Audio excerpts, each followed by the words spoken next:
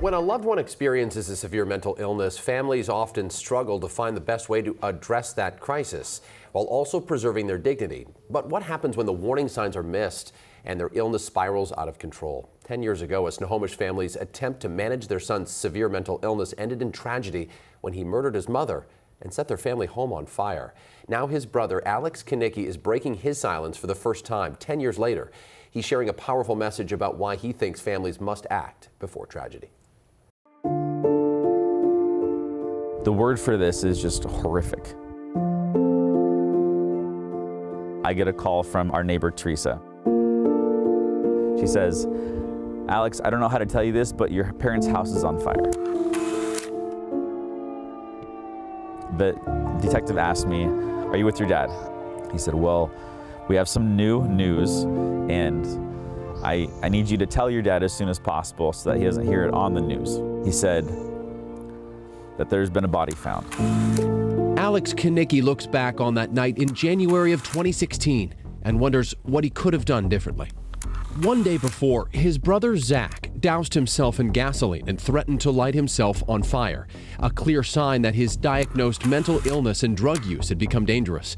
He was treated and released from the hospital, something that confused Alex, who says he had no choice but to take his brother to his parents' house for safety. But the next night, the unthinkable happened. Zach assaulted his mother Victoria and father Michael in a violent fit of rage, then lit their family home on fire. Michael survived, but Victoria died in the fire. The worst news you could ever hear. And yeah, it didn't make sense. Zach, who was 29 at the time, was eventually arrested and took a plea deal to serve 29 years in prison. We felt he should get life in prison. Today, Alex is still filled with unimaginable grief, but also believes action should have been taken against his brother sooner to prevent the tragedy. We didn't call the cops early on because we were worried that it would cause a bigger issue for my brother. And this is a common thought with so many people. This book is for anyone feeling stuck in their grief. Konicke is turning his pain into a plea for change in his new memoir, Evil Among Us.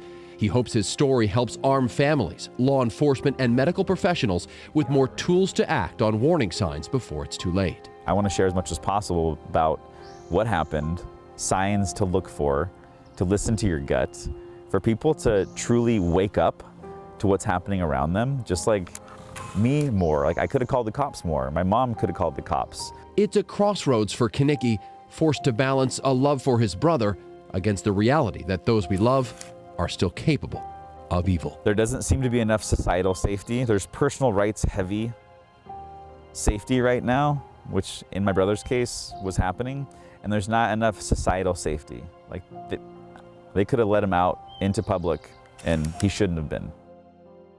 My book dedication is for my mom, my angel, Victoria Ruth Konicke.